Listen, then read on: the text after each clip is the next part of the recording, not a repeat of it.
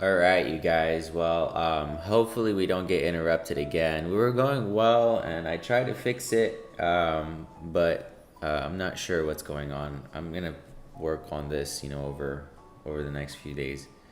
All right. So if you can hear me okay and you're on, give me a signal. I'm gonna make sure I'm not frozen. Let me know, please.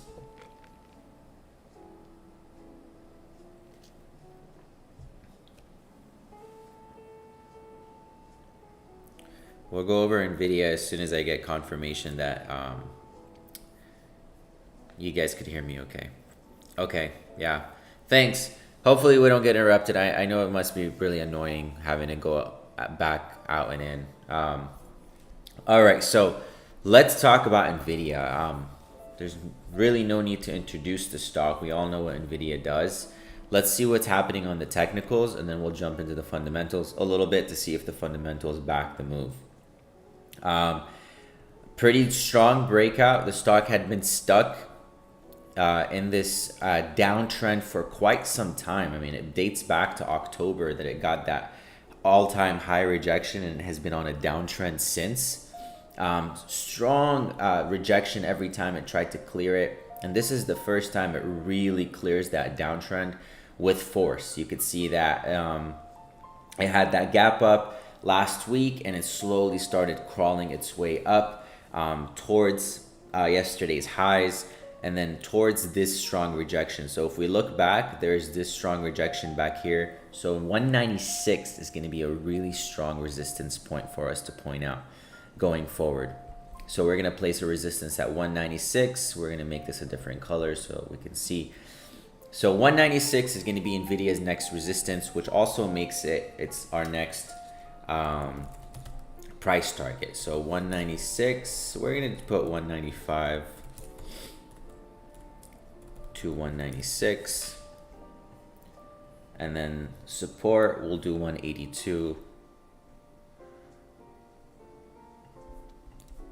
So I'm not super tied to this support, but it's nice to have. I think what matters most is going to be if NVIDIA is going to be able to hold this trend line if it was to retest it. So if something like this was to happen, for example, let's make this white. Let's change it a little bit. So if something like this was to happen with NVIDIA, path, let's see, let's say NVIDIA goes this way and comes back down. I want to know if it's going to be able to hold this point and bounce, or is it going to break and sell off even further, because that's really going to determine if the stock is going to hold this trend further, because it can definitely come back towards that 170 or low 170s before it circles back up. I wouldn't necessarily be super confident that it's going to continue rallying unless there's a strong positive catalyst that continues carrying it. So just keep that in mind.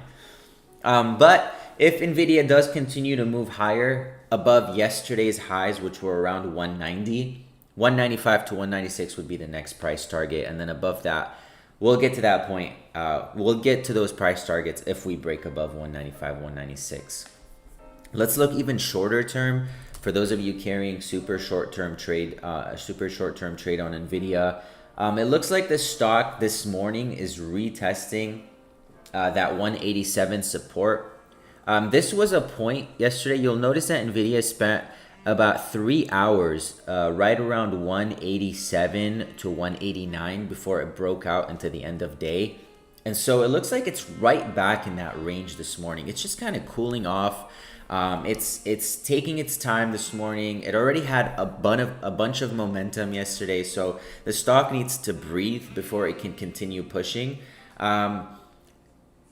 What we would say is that this morning's price action does look a little like a bear flag if we're being super technical, but that small bear flag compared to this big trend is very minute. So it's not something to kind of, really freak out over or anything like that. If NVIDIA does pull back, the only downside I see from a vertical move like this is that NVIDIA didn't really take its time to develop a support throughout yesterday. It kind of just went up straight, and those vertical moves can be easily filled back down.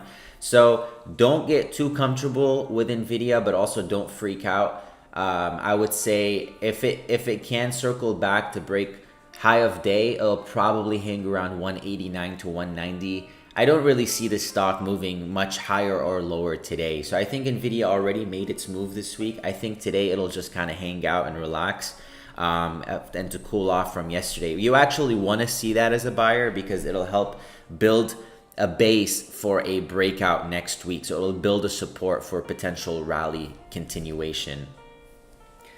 Fundamentals. I mean, like I said, we don't really need to go in on into Nvidia too much, but if you just want to kind of glance over the company's insane numbers, you would think that the company is selling cancer pills, like cancer treatment, of how well they're performing. The company is growing revenue still at 62%. And we're not talking about a company that's making a couple $100 million a year. We're talking about Nvidia making $46 billion, and the next quarter $57 billion. That's just quarterly revenue, not even annual revenue. You know, if we jump to annual revenue, $130 billion, and it's projected to finish 2025 with $213 billion, which if we compare that to 2022 at $26 billion, that's at 10 times. The company has increased its revenue 10 times in the matter of a few years. And we're not talking about hundreds of millions. We're talking about billions. Moreover, balance sheet, phenomenal business management. 161 billion in assets versus 42 billion in liabilities, leaving them with 119 billion in positive equity. Mind you, Nvidia doesn't manufacture chips, and that's what makes them so profitable. And they are the hottest commodity on the market, allowing them to have a lot of pricing power. We'll talk about why that's a downside in just 1 second. Free cash flow, $77 billion in free cash flow. So not only are they making a lot of money, but they're keeping a lot of money. And positive money on free cash flow allows them to stay competitive, do research and development, and it allows them to buy smaller companies. And finally, it allows them to return money to its shareholders. So they could do share buybacks, so they can buy shares off the public market, which would improve the company's the valuation, and they can do more dividends, which would keep investors happy. So the downside of Nvidia having so much pricing power in terms of how much they can charge for their products and services right now. Nvidia is really the leader in this space. They are the AI cover child. And the downside of that is that once technology catches up, once competition enters the market and they have a similar or comparable product in terms of performance, so if they can introduce just as strong of a GPU, maybe something out of China, maybe something out of Japan, you never know, that would ultimately defeat Nvidia's ability to charge so much, because there would be alternatives. Imagine there was only one automobile brand and it was Audi, and they could charge $1 million a car because they're the only thing available.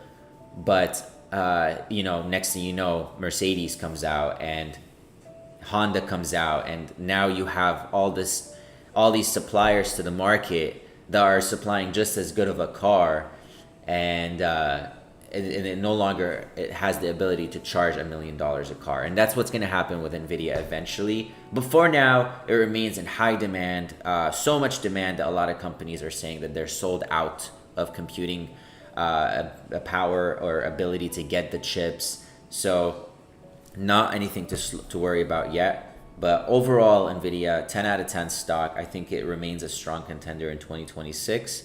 But on the technicals, I would say that it might be stuck within this range, maybe down to the lower 170s for a little bit, maybe leading into their next earnings, which are scheduled on February 25th. So we have to wait for that one. 2 more months, you guys. We can do this. Cool. Sweet. So we just went over Nvidia. If you want to look back in the video and watch for it, so let's go ahead and check that off, and then we'll circle back to AMD in about 15 minutes. Let's take a breather here and circle back to the market, and let's see what's overall on the market. what's happening on the overall market. So it looks like we're pushing, you guys. Look at that beautiful breakout.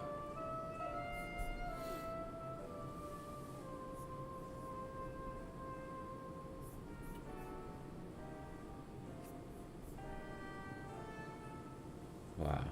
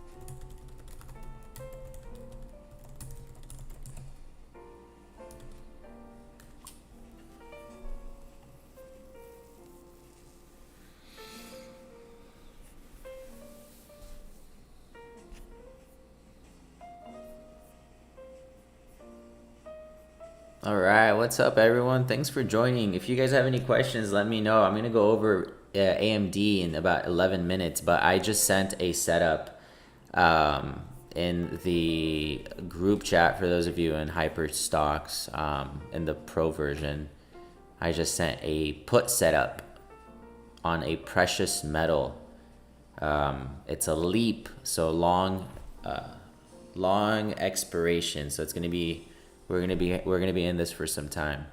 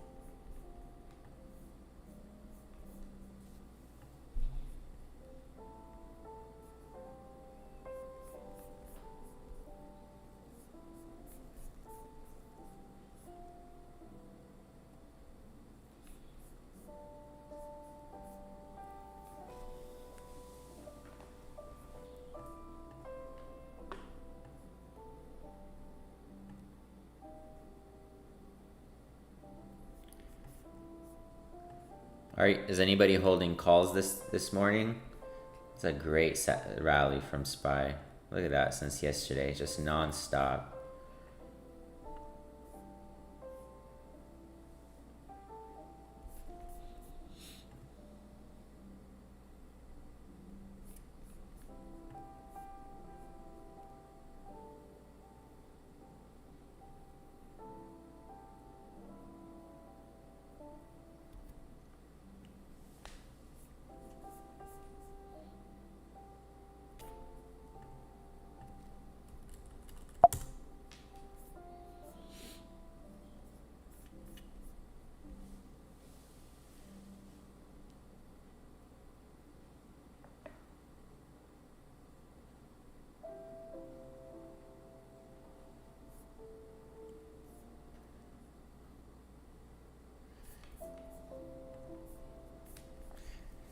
Let's see some top movers this morning while we wait for that 10:30 mark to do our AMD analysis.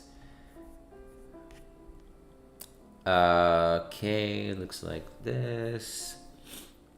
Interesting. Aerospace and defense. That's been a hot sector or industry in recent weeks. So it looks like this SIDU company right here moving higher this morning. We'll circle back to it. Let's see if there's anything else. METC. This is a pretty recognizable name. Looks like there's a nice base building. Coking coal. I'm not too familiar with the industry, but it's something to look into. Path. We already went over Path before we got interrupted. It's in the first video, which will be on YouTube if you want to look back to it. And then, yeah, so METC and SIDU standing out so far. DVAX, I'm familiar with this one. I wonder if they got bought out or something. Look at that gap up. SIDU, let's see, SIDU.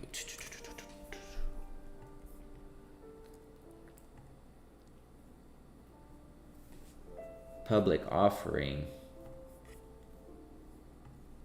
So I think this is a development stage company. Yeah, I mean, they're definitely in development stage. They're burning through a bunch of cash.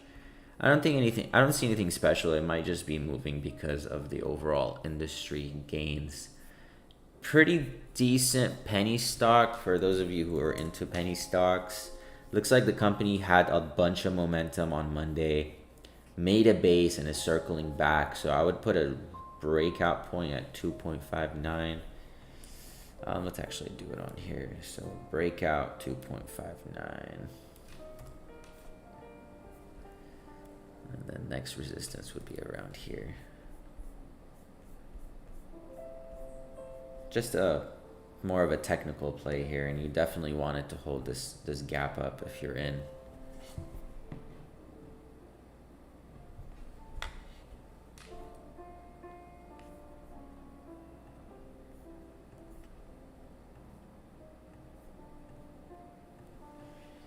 Yeah, this gap up you want it to hold. No calls today, but thinking about buying Sentinel 1 S. That's the ticker symbol here for the long hold. That's interesting. I've done so many analysis on that company, and as much of a bull case as I've tried to build for it, the company just won't go. But you know what? It's not even that. It's just as a whole. The cybersecurity space is just so volatile. You can see another good company like Okta, for example, just can't seem to get going. It just can't seem to get going. That's why cybersecurity is a complex space. As an investor, if you're not working in that space, then you hardly know what's going on unless you're really focused on researching cybersecurity in specific. Plus, all the cybersecurity companies, from the research that I've done, it's almost like a network that works together, and they all kind of focus on different aspects of cybersecurity. But I do believe that over the next few years, especially as our world becomes more and more digital, I do believe that cybersecurity is going to have even a bigger role to play, which makes me think that these companies are almost essentials. They're non-negotiables for any enterprise, for any advancement we do in artificial intelligence. So your position on S would be understandable because it's so cheap and it's a good company. I'm not saying anything against it, but personally, I would rather go with an ETF, like an exchange traded fund. I'm actually holding Global X Cybersecurity, and then there's also Cyber, CYBR. So between Bug and, I'm sorry, not Cyber, SIBR. Um, uh, yes, SIBR and Bug. Those two are ETFs that hold the top cybersecurity companies in the world. Couple downsides of ETFs is there's management fees because there's people actively managing the fund, but that's a good thing because they're professionals and they know what they're doing, hopefully, which is why it's also important to see how their track record and how well they've done. Two, the upside is more limited, because Bug holds so many companies. One company may gain 100% in it, but because a company lost 40% in it, the gains are going to be capped in between the averages of the two. Whereas if you're holding S and S just becomes a rock star of a cybersecurity company and it goes up to $100, that's a lot more gains. So I hope that helps on your potential S holding. I'm not saying it's a bad company at all by any means. It's a good company. I've covered it multiple times. It's just that sentiment seems to be low right now. So if you are hoping for a turnaround, then you need like some strong positive catalysts that move up the stock higher. Perhaps on earnings or maybe a cybersecurity boom altogether, which I do think that we're due for. It's just a matter of time. Our plays on options on premium. Yeah, we do play options on Hyperstocks Pro.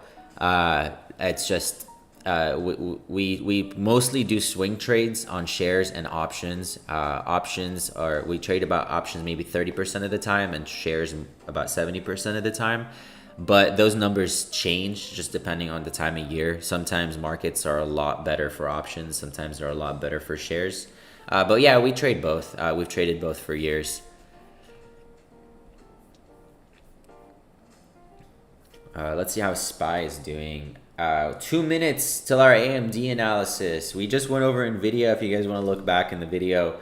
But our AMD analysis in 2 minutes, you guys. Hopefully we don't get cut off. We've been so good so far, or so far so good. Just hoping that we don't get cut off. Let's see how SPY is doing before we just tap into our AMD analysis.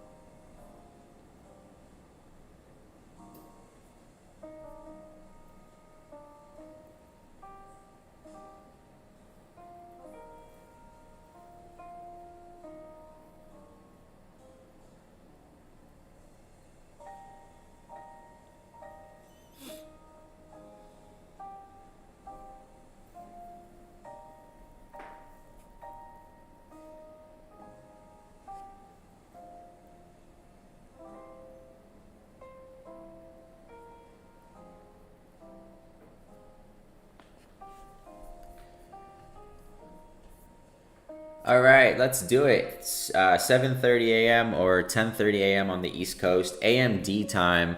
Let's go ahead and get started and talk about AMD and see what the stock is doing. We'll start with the technicals, go into fundamentals, talk about some projects, and then move on from there. So AMD, if we zoom out a little bit, we can see just like Nvidia, it fell victim to the recent AI boom correction, as they say. The stock is back down towards this area right here, which we're gonna make a support zone. This is because this dates back to this breakout that dates back to August of 2025. Feels weird to have to say that now. because we're about to end 2025 and we're gonna have an amazing 2026. I hope the same for you guys. I hope you guys have had an amazing year. This year has been an extremely volatile year on my end, and I'm so glad it's coming to a close.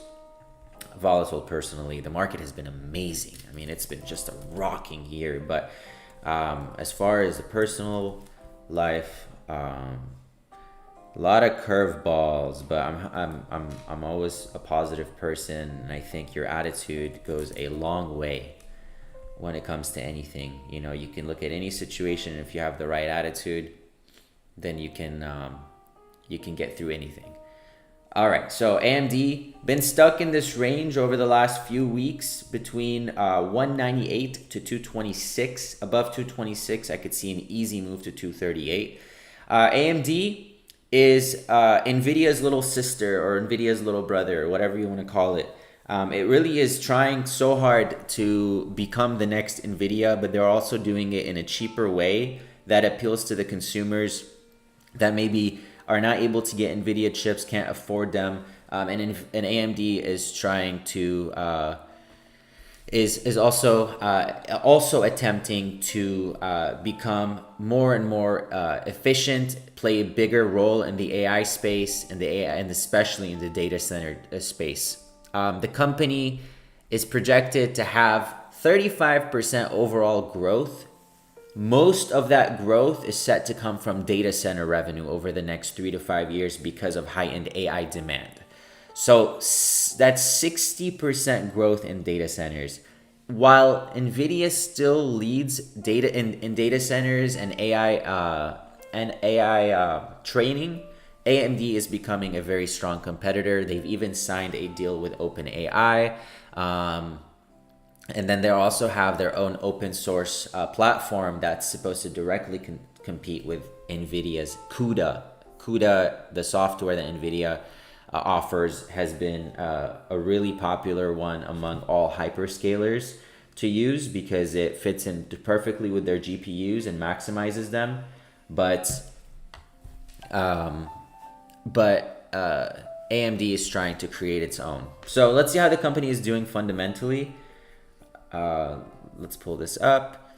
Trading at a $350 billion valuation, which, to be quite honest, is just a fraction compared to Nvidia. Nvidia is nearly at $5 trillion right now, and AMD is at $350 billion. That is a really strong difference of prices. Either one company is either extremely overvalued or one is extremely undervalued, especially knowing that both that the roles that they play. AMD's revenue has been growing at 30+% over the last 3 quarters. Net income has been growing at even a faster pace, but it does look like their net margin is, let's see if it's as strong as, it's not nearly as strong as Nvidia. Nvidia's net margin is 56%, whereas AMD's is about 12%. So that's a very stark difference between the two. So there's Nvidia is definitely operating at a much higher efficiency. Positive 60 billion on their balance sheet. Again, Nvidia and AMD are not manufacturers. They design chips, and then they send those designs to none other than TSM, which is an absolute giant in the semiconductor world. They are the heartbeat of semiconductor manufacturing, and they play a huge role, whether it's Intel, whether it's Apple, whether it's Nvidia, whether it's AMD. They all send their chips or their chip designs to TSMC, and they manufacture it for them, making TSMC one of the most important companies in the AI race. Back to AMD, free cash flow positive 5 billion, not nearly as much as Nvidia's 70 billion. It remains the little cousin for a reason. AMD's $350 billion valuation could be a buy, but their price to earnings ratio of 106 is a lot. Yes, even with 35% growth expected over the next 5 to 6 years, Price to earnings ratio is only going to improve if the company is able to have better net margin. And their earnings are expected to go up over the next few years, but that's assuming that the company and that the AI boom remains, that the company remains competitive through their next chips. So as far as AMD goes, this is the chart again for those of you looking at it. And if you have any questions about AMD or that analysis, let me know and we'll go over them. Cool. That was AMD, so that was done. I'm gonna leave these markers here. Let's see.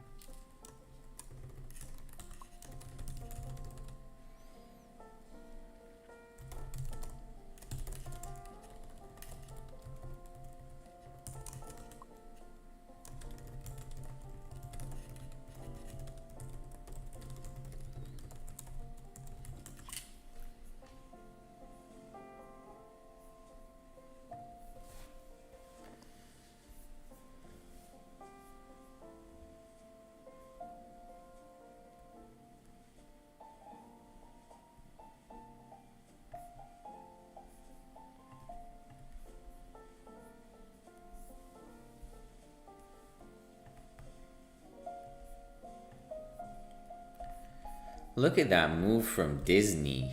Are you guys holding Disney with me?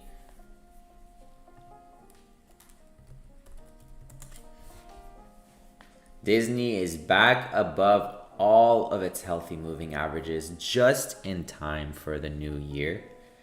I don't know what you have to say about Disney. No matter what you have to say, the stock is a buy for the long term, at least in my humble opinion.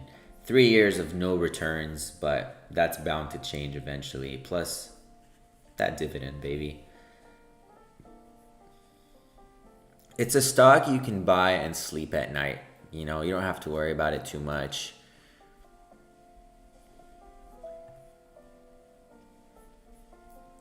What else is moving this morning? Thoughts on SBET or SBET. What was this company, SBET? SharpLink Gaming. First impressions. There's not much happening. Do you see how all these moving averages are nearly trading together? That's because the average has been the same for so long that as far back as the 200-day moving average, the stock has been just kind of flat. Whereas if you see here when the stock popped, there was significant movement in those moving averages. It's trading below all the moving averages, which potentially sets it up for another drop as deep as this. So you can see that as long as it's below that 10-day moving average, that blue line, it's coming down lower. Let's see if the fundamentals point to anything special in this. It's a commercial advertising company, online performance-based marketing company. Nothing really special. Advertising is hot, but not that hot. $1.8 billion company making they make a few $1,000,000 every year, losing a lot of money. Balance sheet is decent. A lot of negative free cash flow. There's nothing in terms of its fundamentals or technicals. I'm sorry to say. I don't know if you're stuck in this. Usually when I get a question like this, it's usually someone who's stuck in a stock. If you're stuck in it, I'm sorry. I mean, I don't know how down you are, but just because it's down 90% doesn't mean it can't go down another 90%. And any pop that it goes from here or it sees from here, I would say that it's more of what we call a dead cat bounce rather than an actual sustainable push. Unless there's something crazy that happens. Anything could happen, but not a horse I would put my money on. I hope that helps. Back to SPY. SPY, beautiful move. Absolutely perfect move. Perfect Santa move. 20 minutes or so, we'll go over meta. And we'll go from there.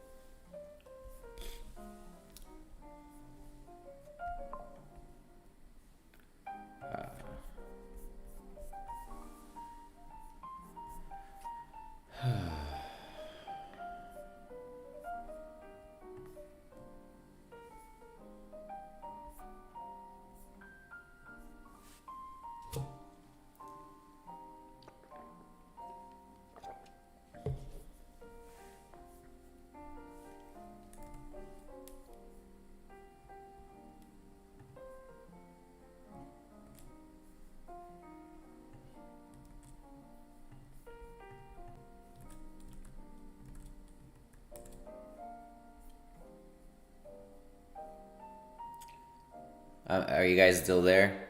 Back on, everybody?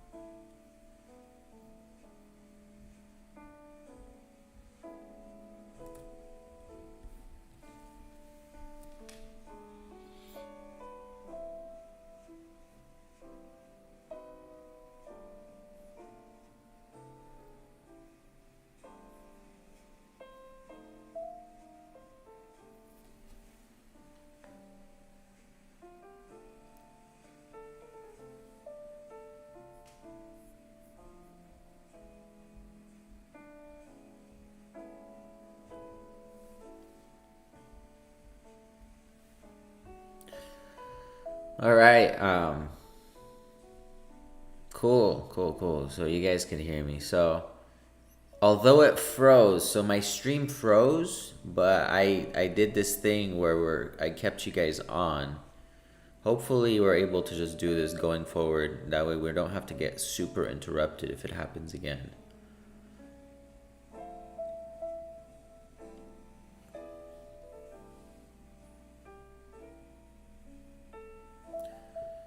Let's see what CoreWeave is up to. That's a good question.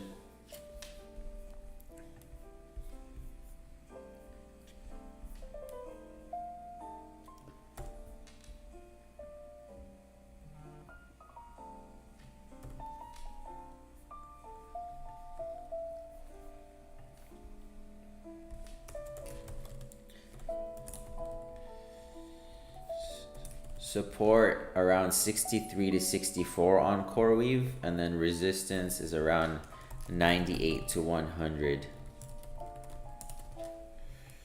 Honestly, it could, I mean, there's a small support around 75 to 77 as well if you want to kind of utilize that. Not my favorite stock, the way it moves, just so like, I feel like it's so popular that it just doesn't hold the rally so smoothly. But here are some levels for you to work with if you'd like.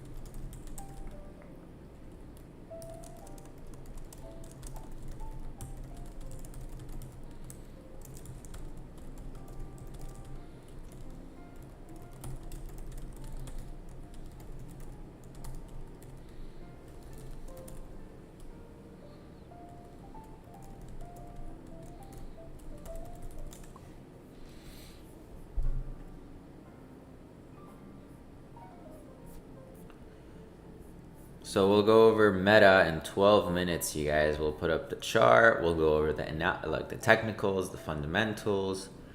Until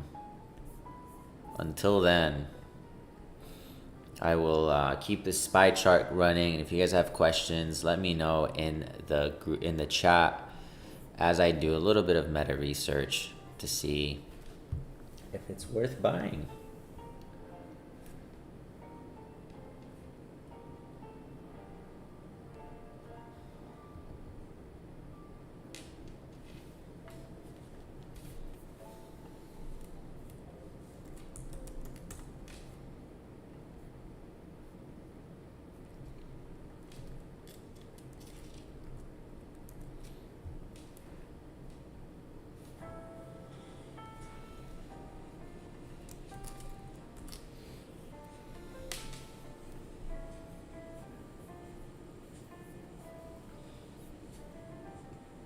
I will be right back, guys. Bear with me a second.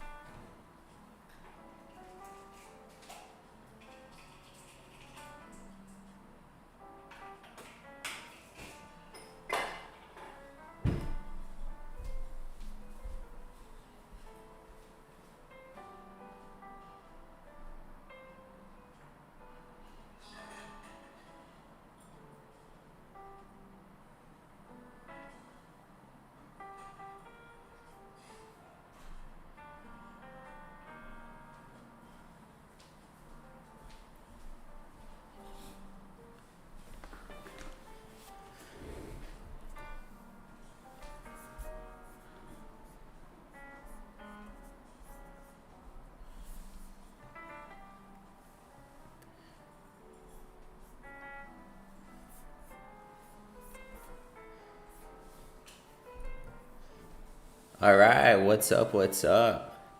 We are moving. Look at that. Portfolio is looking fantastic this week. Just in time for Christmas. We had a few weeks of a drawdown in the market, so it's nice to see everything just coming back. It's green. The majority of the market is green. Costco is nice, and I know for a fact that Costco is near its 52-week lows, which is a rare occasion. But look at that, nice and strong bounce today. Not a reversal yet, but could be a signal that a reversal is coming. As we all know, Costco is a giant, and it will remain as so. Company is trading below its 100-day moving average. That's the first time it's happened since 2023. That's a 3 year. So it's 3 years since Costco has traded below its 100-day moving average on the weekly chart. That is very rare occasion. So if you are looking to buy Costco long term, this might be a good discount opportunity, and it might be a good time to start a dollar cost averaging approach to Costco. We wrote an analysis on this in our premium group. If you guys are a part of that group, here, let's pull it up. Cost. So we wrote back in November, if I'm not mistaken, Costco entry, November, Costco, we also stated it's a good name to start small and add to, using the dollar cost averaging strategy over, the lifetime. Dollar cost averaging means you buy the same stock every month or every specified period, no matter the price. So if it's 800 you buy, if it's 1,000 you buy. The idea is that over time you average a good price, and as it returns over the years, your returns come up. Even during significant drawdowns, you're still buying, so you're bringing that average down significantly. Like, for example, right now, Costco is down 20%. You're buying 20% cheaper than you bought here, so it brings your average down. But nonetheless, below its 100-day moving average on the 3-year chart, pretty good looking stock. I would say Costco is a fan favorite of mine. I think it's a good hedge to have in a long-term portfolio. Consumer defensive. Everybody absolutely needs groceries and household good items. They're not going to cut those out, whereas in an economy that underperforms, or in an economy or labor market that's tightened, which is something we've seen over the last few years, people are going to cut out luxury items. They may cut out travel. They may cut out, the restaurants, like the Cheesecake Factories of the world. They may cut out retail, but they will not cut out household goods and food that Costco offers, which makes Costco a good long-term hedge in a portfolio. Almost time for Meta. One more minute, actually, not even 30 seconds. So let's pull up Meta, and we'll talk about that stock. We're doing our analysis on Meta. We've already done Nvidia and AMD today. You can look back in this video. Let's do Meta. Let's clear Meta first of all and start fresh, from a fresh canvas, so we can kind of highlight some key areas for the stock and whatnot. Cool. All right, so let's get going. So Meta obviously suffering still from that earnings gap down that it saw in late October. The company dropped, I believe from 760 to a low of 580. So really tough drop, but it's trying to recover. You can see it formed a nice base. This is what we call a let's see. Let's get rid of my hair.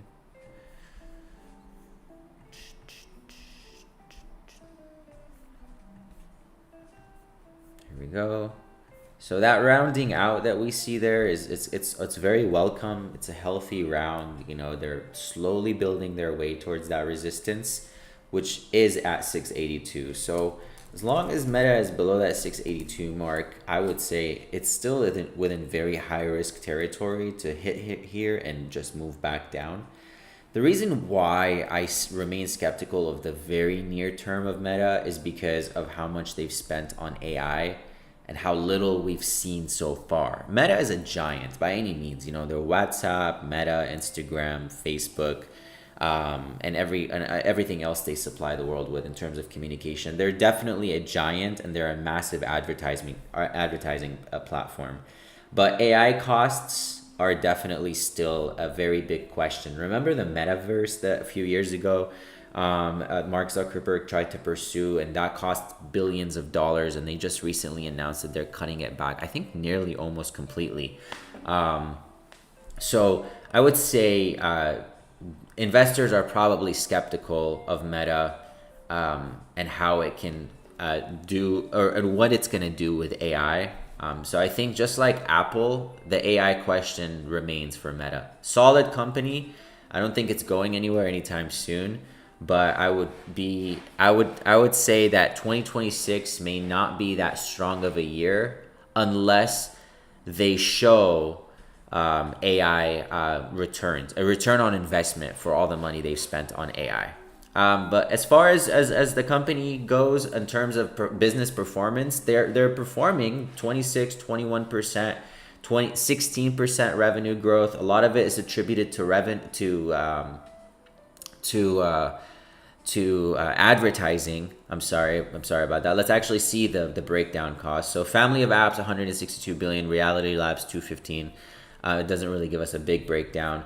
Net income, it fell 82% last quarter to 2.7 billion, but that is just that's anecdotal. It's not it's the reason why that happens because of a massive tax write-off or a tax write-down, I'm sorry. And it's actually it's because of the big beautiful bill that Trump passed.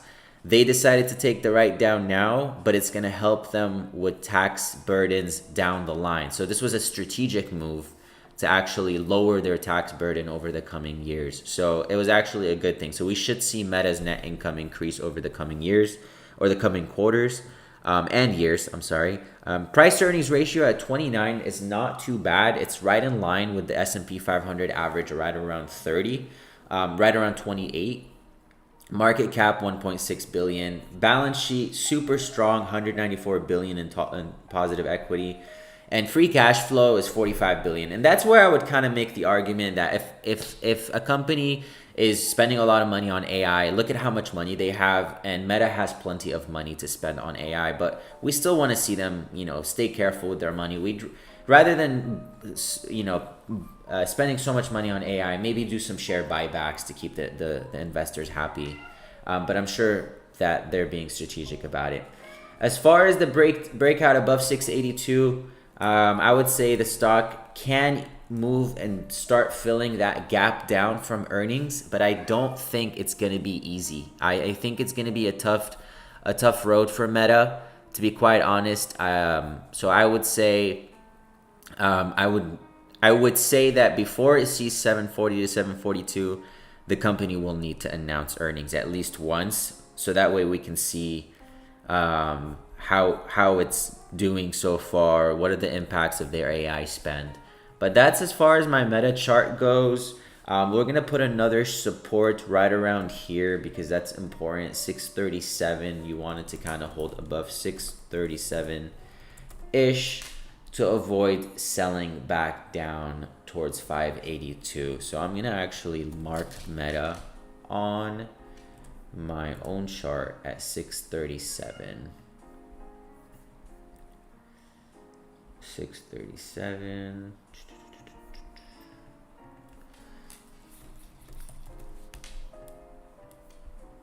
And then above 682. So that way I'll get alerted if the Meta breaks out of that range, and maybe we can formulate a play of some sort on it. Right now, no play. So that's Meta. We've already gone over Nvidia, AMD, Meta, and now we wait. Palantir is next, and Applied Digital is also set for later. Everybody watching this video, thank you guys for tuning in. Don't see any growth with Meta, stable but no growth in adaption. Yeah, I think they're trying hard. I think they're just becoming a mature company at this point. Meta can improve like in ways maybe across the world, maybe bigger adoption. TikTok is big competition, but Meta's reach is just unbelievable.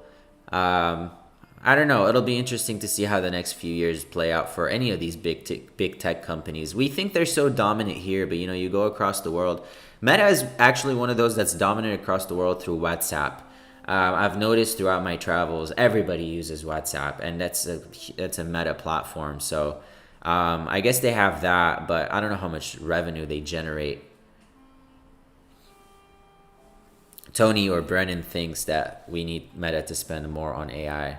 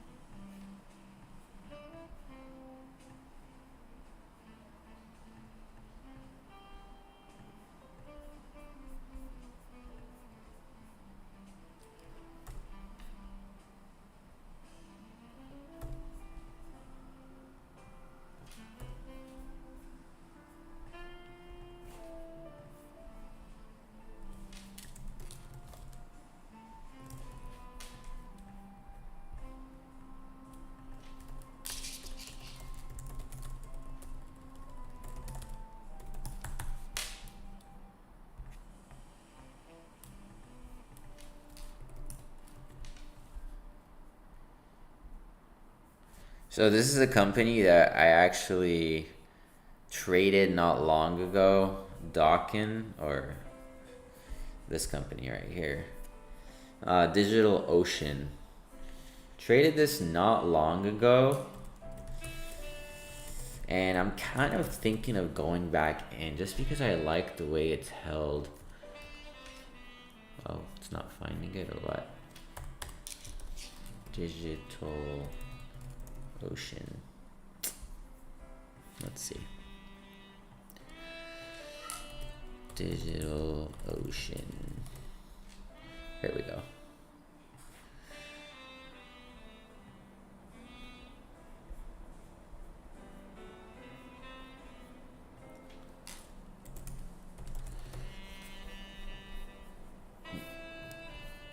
So yeah, this was when we played it. Price target was 52, which it hit, and now it's just been hanging out.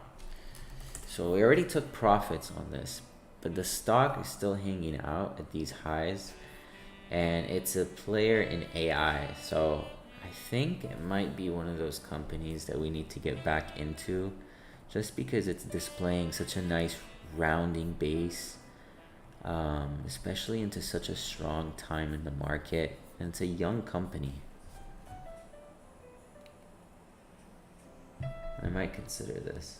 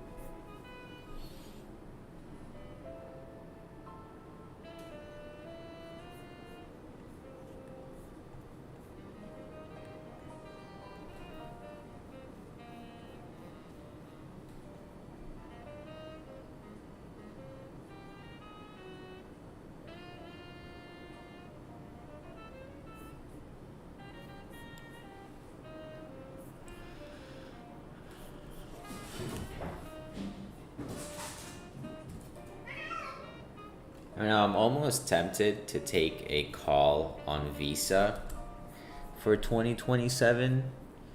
It's just such a strong stock. And they're working on tokenization, which is huge right now. For those of you who are in our group, we actually talked about Visa not too long ago. December 7th, we posted this analysis. Visa already hit our first price target, which is already, like, it's only been 2 weeks and it's already at our 355 target.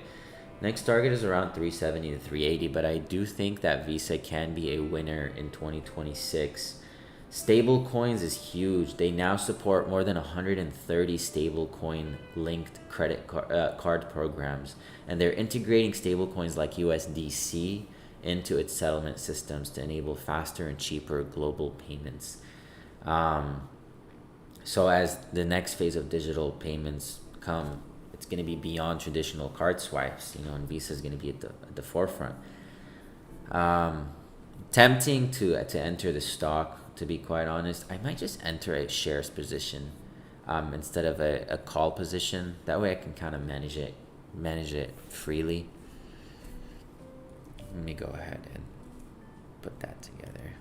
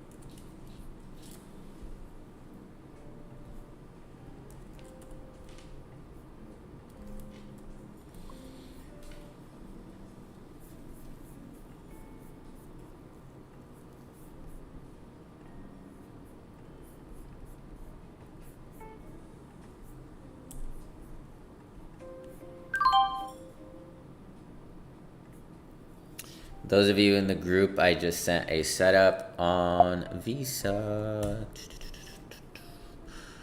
Cool. What?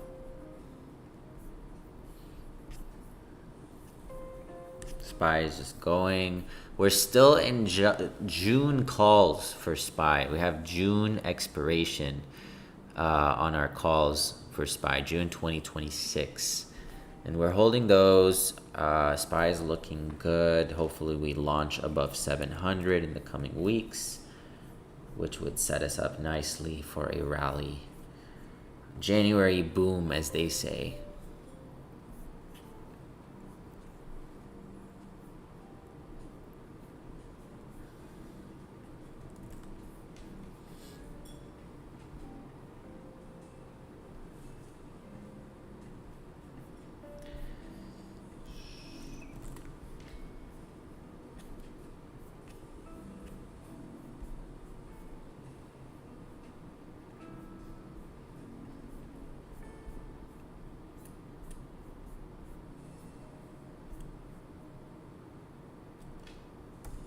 A little bit of an intraday Apple chart here that we're doing.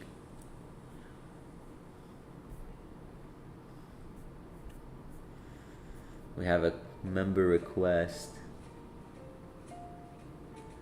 for Apple, so we're doing an intraday Apple chart.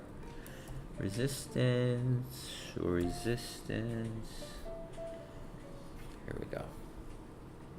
Support is around 274.50. Resistance is around 275.10.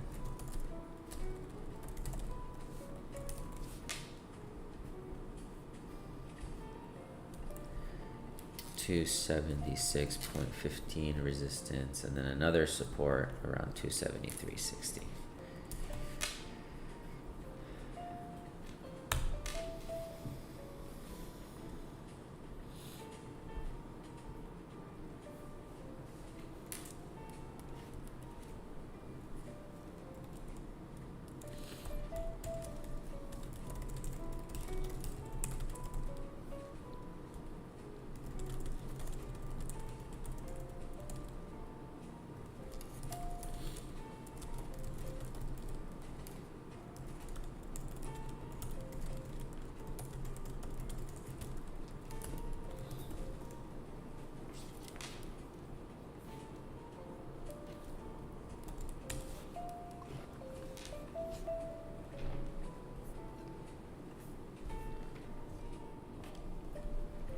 Sorry about that.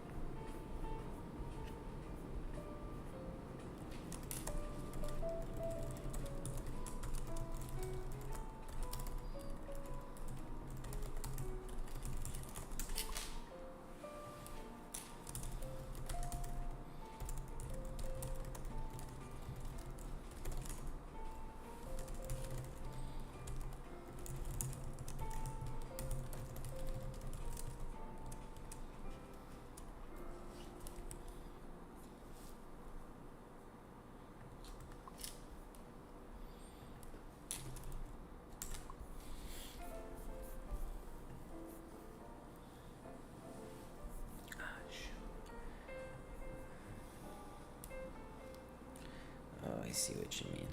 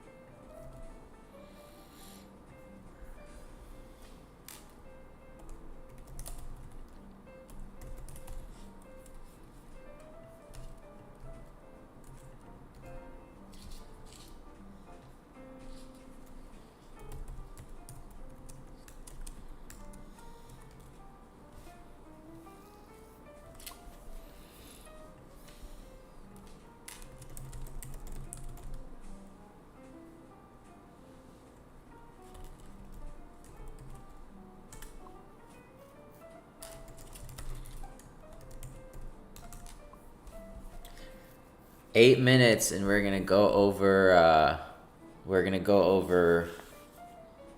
Palantir. I wonder, is Tayo on here? Let's see.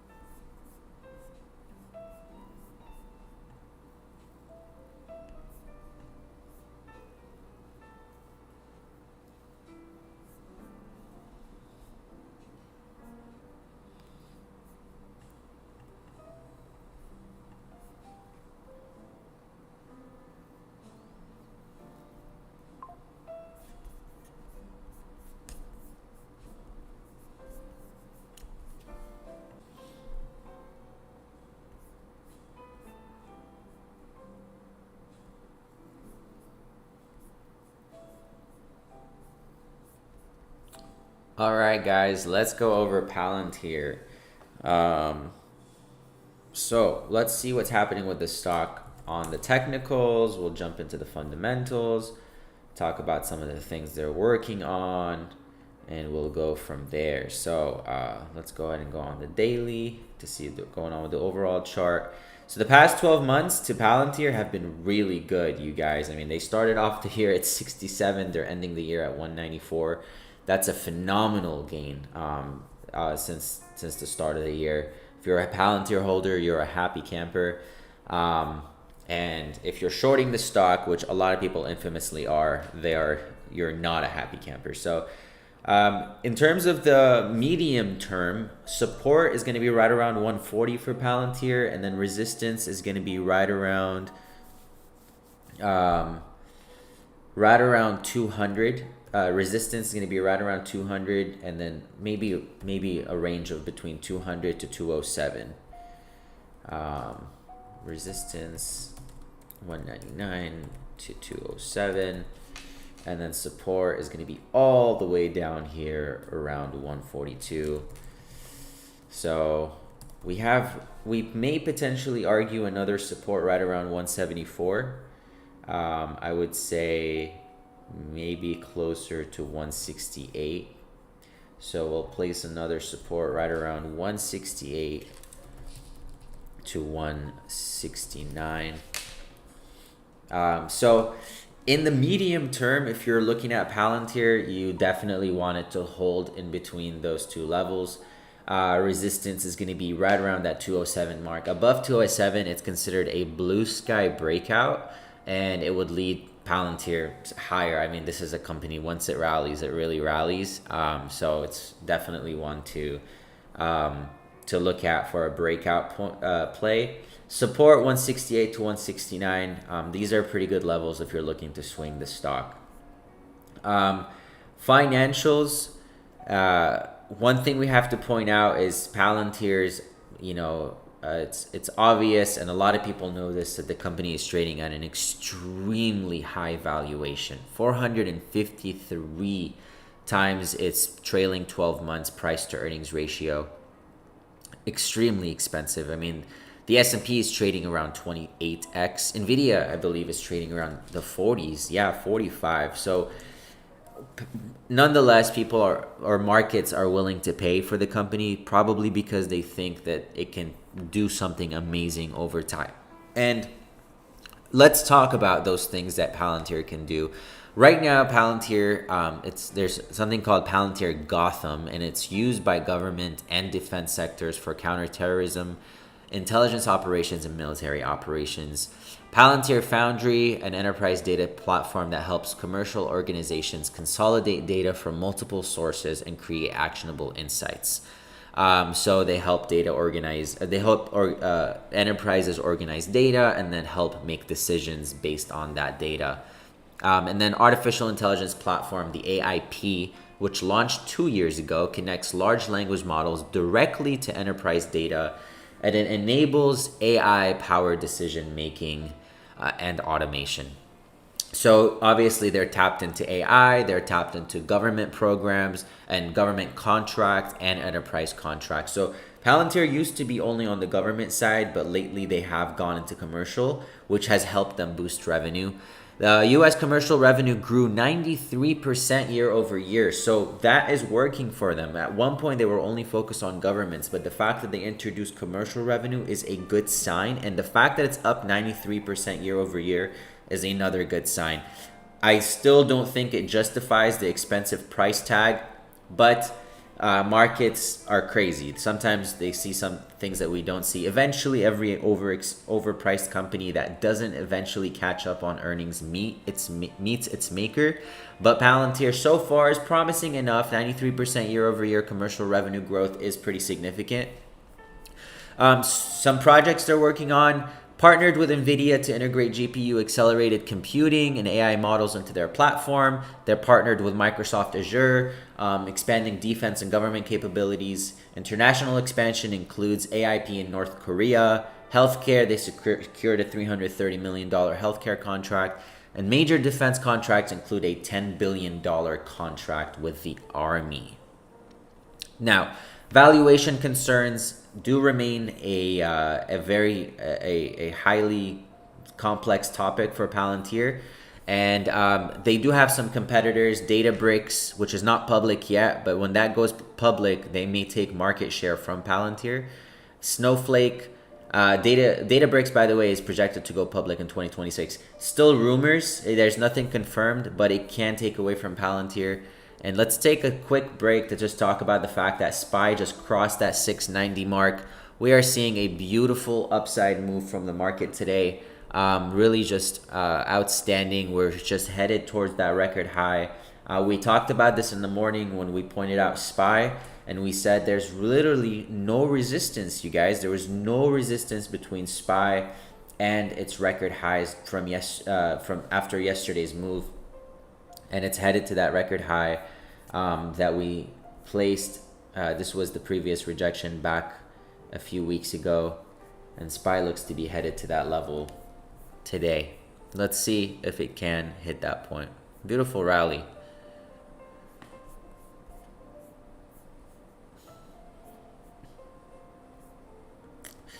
Change the music, maybe some rap. I'm so over Christmas music.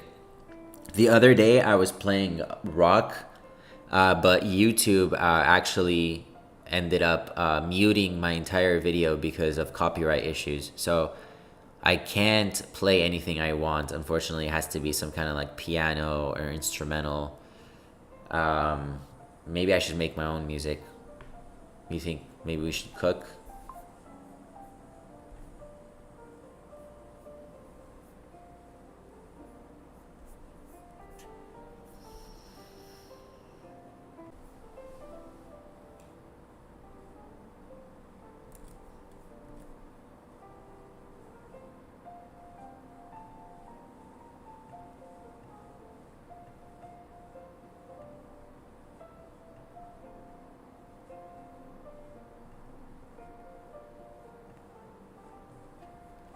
Those of you who are on, I know I was frozen for a second. I didn't realize. Did you guys catch the Palantir analysis?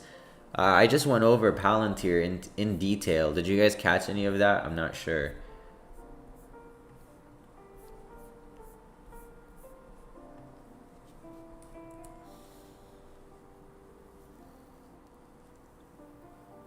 Okay, cool. Yeah, awesome. Thanks.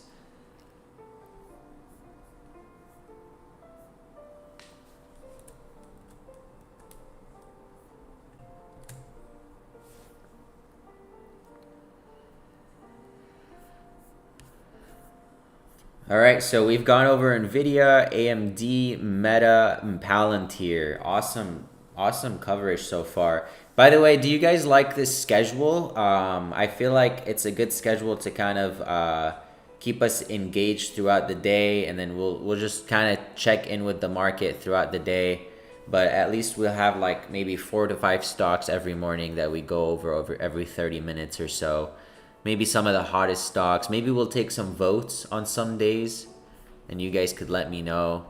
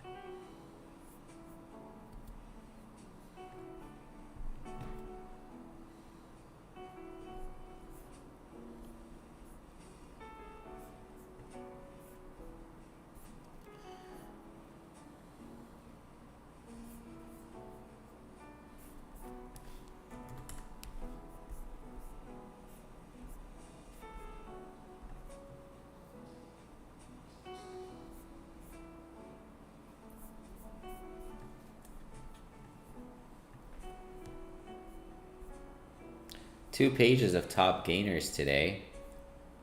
Let's see if there's anything good on our scanners.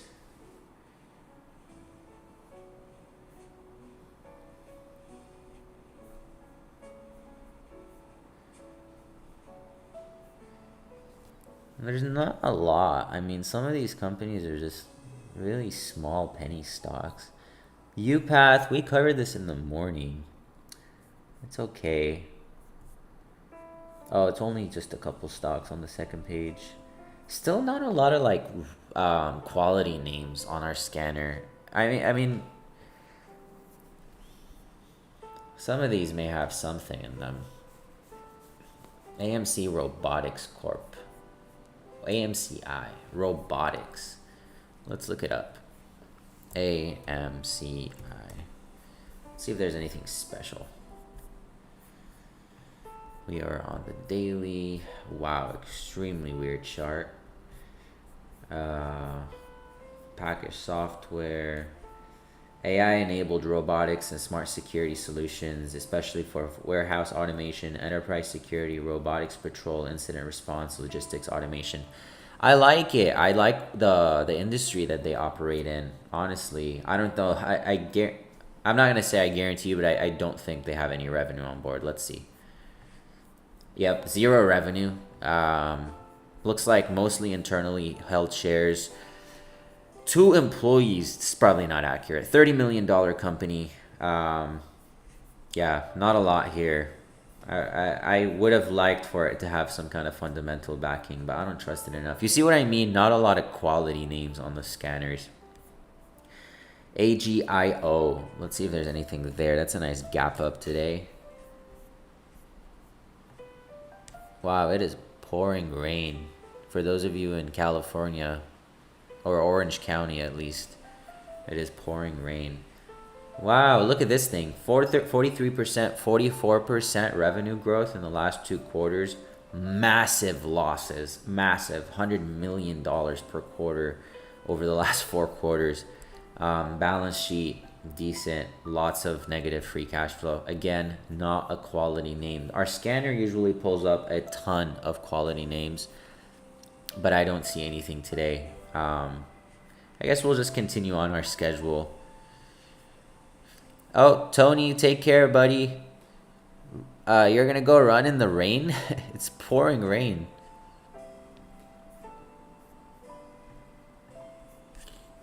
Take care, buddy. Thanks for hopping on. SPY is just crushing it. We're holding those SPY calls, by the way. I'm super happy with that. I'm glad we averaged down when we did too.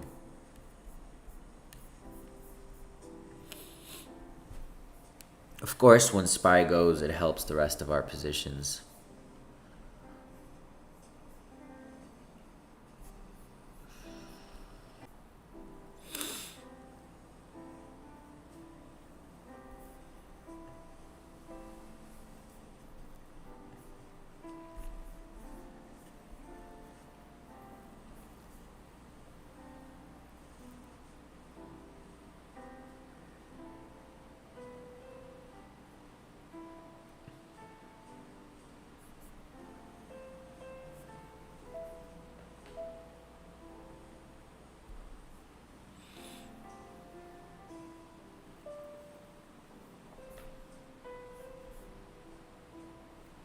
We have a lot of viewers on today. Honestly, I'm so happy about that.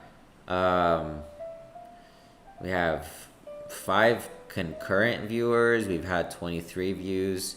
I'm happy about this. It's only our first full week doing this, and we already have some traction, you guys. I hope you find this helpful, and I hope you understand that I'm open to suggestions.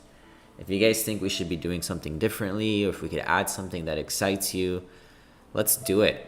I will take some trades on here too. I mean, you guys have already seen me enter a few swing trades. I will be taking some day trades when the time is right. I'm just more fond of swing trades, especially with high momentum markets.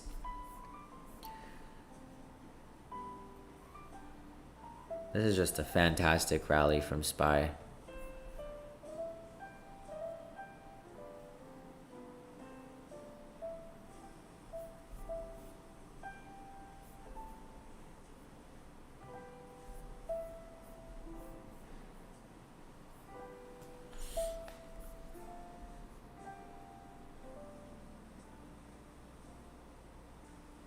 Yes, sir. That's right. Swing trade over options any day. I take options, I trade them, I day trade sometimes, but swing trading is just it's the cream of the crop because you catch multi-day movers. It's easier to it's easier to hold stocks over time.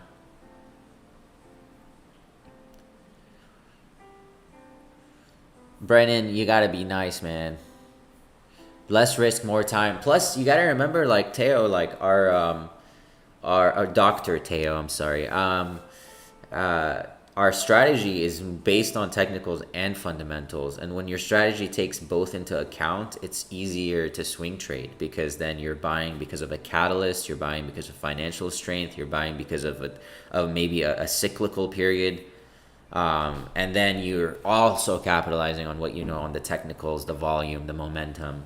And in this market, I mean, we're an American market. We're so lucky to have an American market that pretty much only goes up.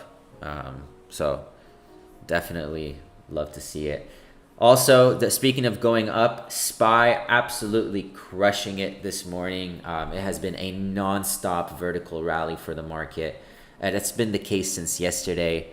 And I'm super happy to see that. I'm happy that Christmas came around and Santa Claus rally actually did come and meet the expectations. Now, let's see what's moving the most this morning. It looks like Micron, 3.35% gain on Micron. Banks are moving, so financials. Oracle seems to be higher. Nvidia is lower. Microsoft is now barely catching up. Tesla is lower. Tesla got probed for, I believe, their door handles or something by the people that do that. So that's maybe the reason it's pulling back. Nike is pushing higher after Tim Cook announced his position. LRCX, which is Lam Research Group, another big name in artificial intelligence, and UPath, we already covered why this morning. Good looking market so far. What is this cluster of bullishness right here? Iron, Vera, pharmaceuticals, and therapeutics, it looks like. Those are also individually pushing higher. Let's see if we can clear that all-time high mark of 691.24 on SPY. We're holding SPY calls going into next year, expiring in June. So expiring in June, our SPY calls. If you're in our group, you guys can find the setup or ask me for the setup. It's in hyper alerts. And then we also entered 2 more trades this morning. We entered a short position, so a put position on a precious metal. And we also entered Visa. Visa is a favorite play for going into next year since they didn't do much in the past 12 months, but the company only improved and their exposure to stable coins makes them extremely attractive. 10 more minutes and we're going to go over Applied Digital. And I think that would be the last stock we go over today. We will potentially hop back on later in the day, but after that, we will be hopping off. All right, let's see. Applied Digital.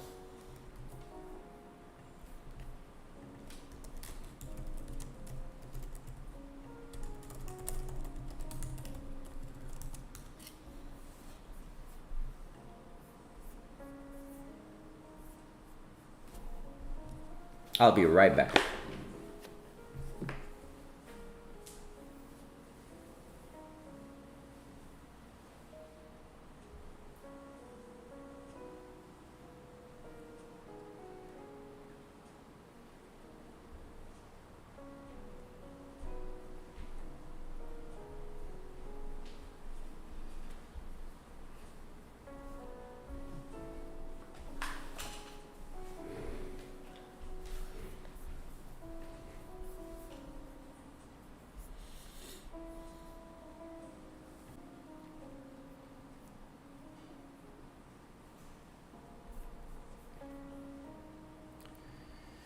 Thoughts on XYZ? Let's see. XYZ is pushing higher today. It looks like it's still kind of in the same range that it's been in the last 20 days. But it's nice that it's off the lows of its range. It built a nice base after this breakout up here and is now headed to the high of the range. I would say that its breakout today is 66.40. You could see that it clearly got rejected at the same exact place that it got rejected at 2 days ago and 5 or 6 days ago. So 66.40 remains a very strong resistance. And unfortunately, there's another resistance right above it at 66.60. So I would say you're going to need it to clear 66.60 in the short term for it to have a modest move to 66 or 67.50. In terms of support, looks like a pretty vertical rally today. There is a little bit of a support right around 66. I would say if you're taking a very short-term trade, consider using the 10 and the 20-day moving averages, maybe the 50-day moving average as guidance. Maybe enter on a pullback to the 50-day moving average on the minute chart and catch a bounce back to high of day. But it is a little vertical. I'm seeing a negative divergence here. You can risk it and enter on a 66.60 resistance breakout if you're going for a breakout play instead of a pullback play, and the price target at that point would still be around 67.50. Longer term or on a swing trade, Square and PayPal just seem to be a bit of a trap for your money. I mean, these stocks, like, they don't really hold rallies, which I don't like. So they're not my favorite to enter, but I do think that Square does have a little bit of value. I reviewed their financials not long ago. Let me see if anything's changed. Actually, you know what? I mean, they're doing okay. It's nothing substantial. Revenue's flat, which is not nice. It doesn't set them up for a big year this year. And then net income has been back and forth, also not steady, but they do have a nice price to earnings ratio at 13. Balance sheet, 22 billion, not bad. Positive free cash flow. Again, nothing that stands out, nothing that makes me want to say, oh, I can't wait to buy block shares when they pull back. But the short term may see a bounce. If you can get above that 66 to 68 mark, then potentially we can take it on for a swing. I hope that helps.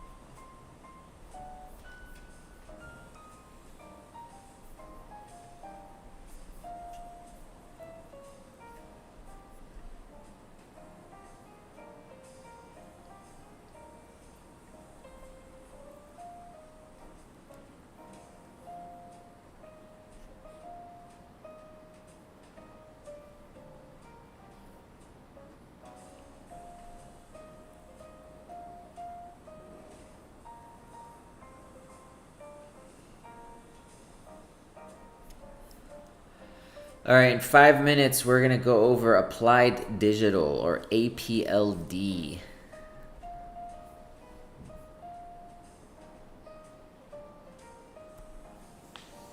Yeah, Ollie, your question about PayPal, yes, I do think that long-term aspects, same thing. The good news for financial stocks is the fact that regulations are very loose under the Trump administration. So I do think financial stocks are a play. I like banks more, like your JP Morgans of the world, Citibank, Wells Fargo. XLF, the ETF, the exchange traded fund XLF, is a fund that holds these financial stocks all together. So it could be a potential one to watch.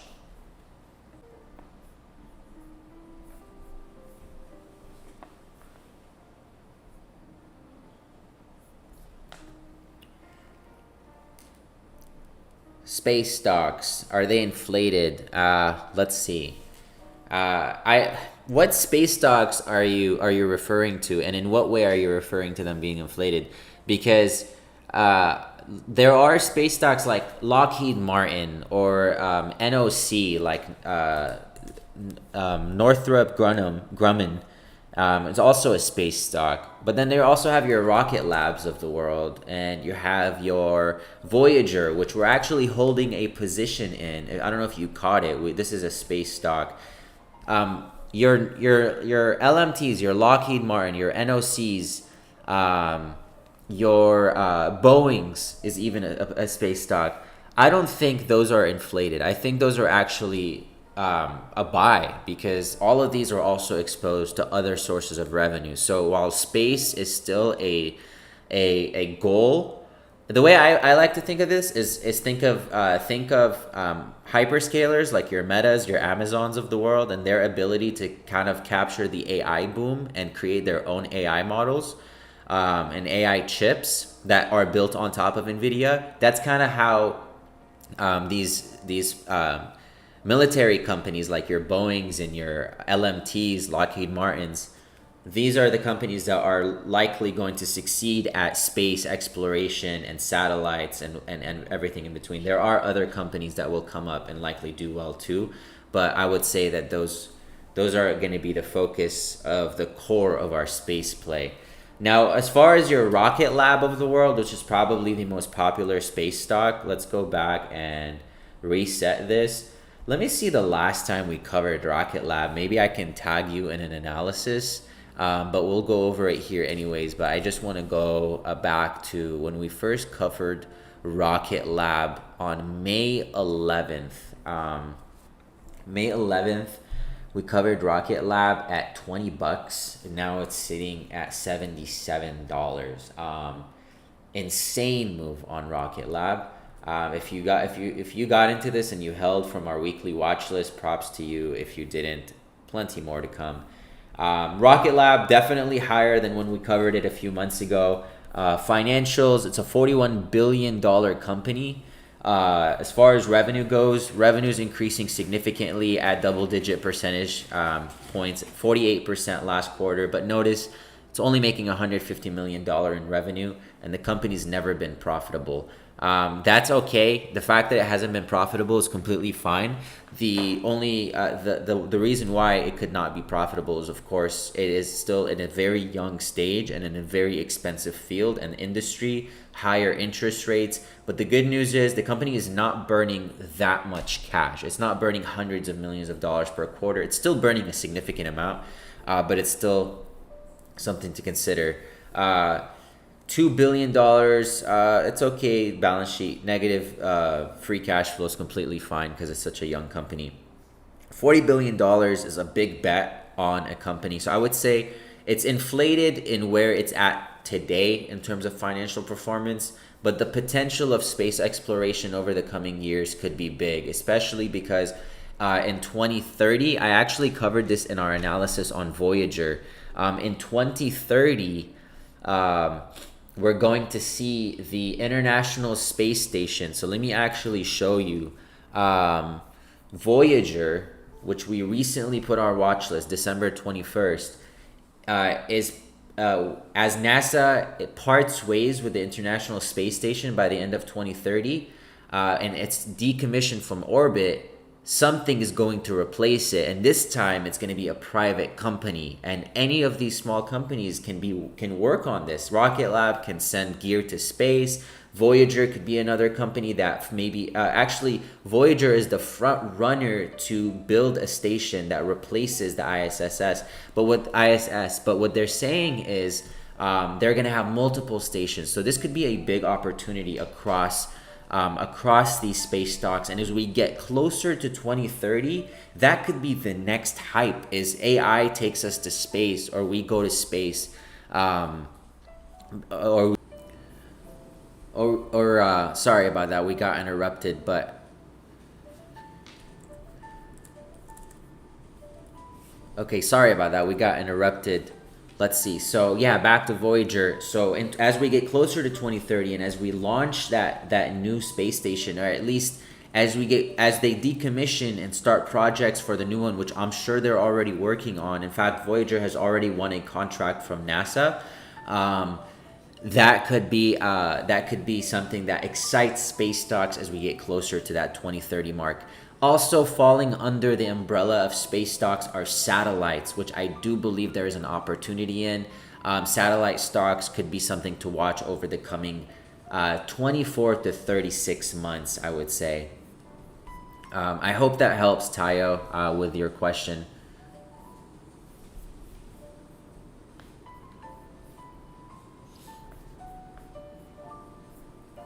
Oh, sorry, we are actually cutting into our applied digital analysis time. So let's actually dive into applied digital.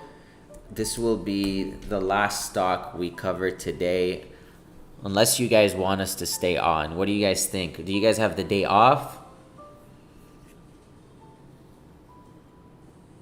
Applied Digital, $7 billion company. What does it do? So this is interesting. This is one of those situations that we've seen a lot recently. All the Bitcoin miners, not all of them, but a lot of them that surfaced in 2019, 2020. And remember what these guys did is they built massive warehouses to mine Bitcoin. They used a ton of energy, and they're sitting on this energy and mining Bitcoin. But what a lot of them started doing is they started looking at artificial intelligence as an opportunity. And what they started doing is they transitioned those warehouses to run data centers, and data centers specifically for hosting artificial intelligence. And they are in this transition. Some of them are seeing massive gains. One of those companies being Applied Digital. Let's read about it. Applied Digital is a technology company which engages in the provision of development and operation of data centers which provide computing power. It operates through the data center hosting business and HPC hosting business segments. The data center hosting business segment provides energized infrastructure services to crypto mining customers. The HPC hosting business segment focuses on the designing, constructing, and operating data centers tailored to support high power density applications. That is a mouthful. Let's see what it actually does. So it develops digital infrastructure solutions for high performance computing and artificial intelligence industries in North America. So they transitioned from being a Bitcoin mining company, and they're capitalizing on the AI data center boom. And they have a contracted backlog. And so this is what's important here is when we look at their current revenue, Applied Digital only makes about $64 million a quarter, but their backlog shows $16 billion. And so we don't know when that will be spent. Actually, we do know. So $11 billion of that $16 billion is expected to be spent over 15 years. And that is a deal that they have with CoreWeave. So CoreWeave is what's helping them here. So APLD, which we're going to build the technicals on. Actually, we've already built the technicals on. APLD is contracted over the next 15 years with CoreWeave for $11 billion. And they have a separate 15-year lease. So remember, they provide data center infrastructure to... They provide data center infrastructure. I'm getting a call. So, sorry about that.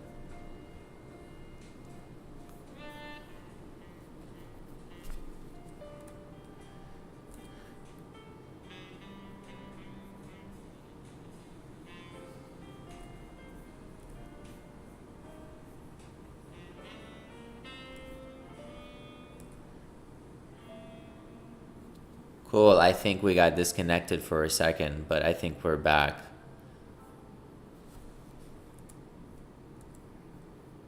If you guys could hear me, give me a thumbs up or say something in the chat, just so we can continue this analysis on Applied Digital.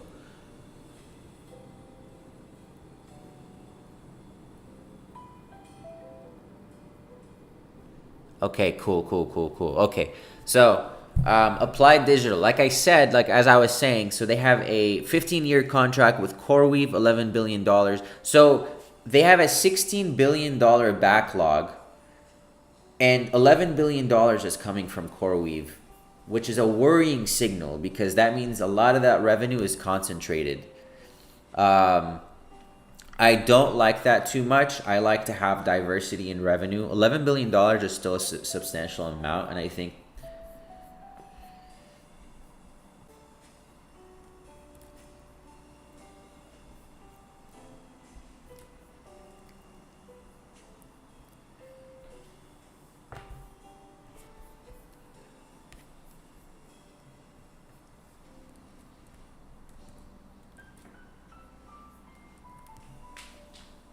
all right, here we go. We're back again.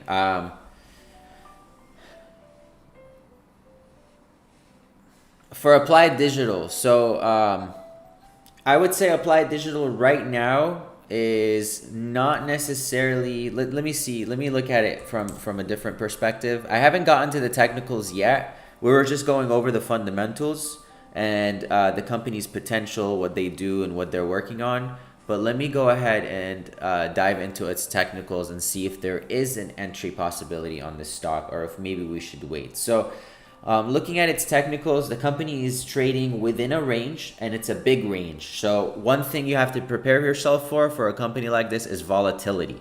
This is a company that moves. I mean, you can see it has lows of 20, highs of 35 over the last couple months, and even a bigger range over the last 6 months. So automatically, you have to be okay with big swings, especially unexpected random overnight swings, and that could be up or down. And so you have to position accordingly to that. The company has high volatility because its fundamentals are so small, because of that revenue concentration that we're talking about. It just naturally acts as a high beta stock. Two, it's a company that's in AI. So anything AI related is going to impact the company, whether that's positive or negative. In recent months, it's been valuation concerns, and you can see how that's impacted the stock price, which corrected from 40 all the way to 25. That's a 50% drawdown. Now that it's 50% lower, the stock is potentially a buy. You can ease into the stock as it gets closer to that 19 to 22 support, and you would have a stop loss closer to, I would say, just below 17, have that stop loss, and keep a small position. It's definitely a high risk, high reward type trade. And the upside, obviously, you can actually draw another resistance here at 29.50. First price target would be around 29.50. Modest gain. If you actually enter around 22, that's a pretty solid gain. If it reverses back to 29, you would want to take some profits, and then closer to 35, take more profits. Again, this is speculation. This is a high risk, high reward stock. I don't think this is a buy and forget type investment at all. It's one of those stocks that's just to play within the AI boom.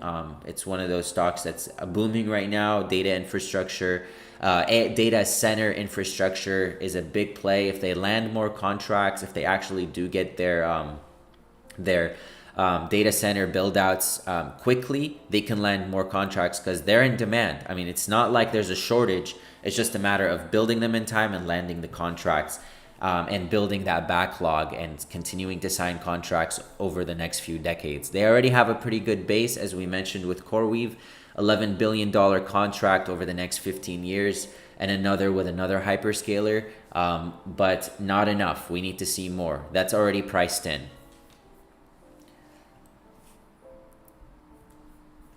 Cool. Let's see what's going on with the market. So we've finished Applied Digital. Those are all the stocks that we had to go over today. We went over some stocks throughout the day, other than these. I hope you guys caught them.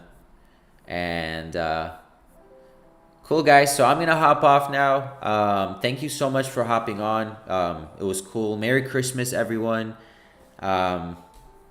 And we'll be back on Friday morning, so you guys can catch us again I hope you guys enjoyed this. Give me a thumbs up before I leave. Those of you who are watching, maybe in the chat, say goodbye, Merry Christmas, Happy Holidays, everybody. And if you know, enjoy your family time. If you don't celebrate, I hope you guys enjoy your day.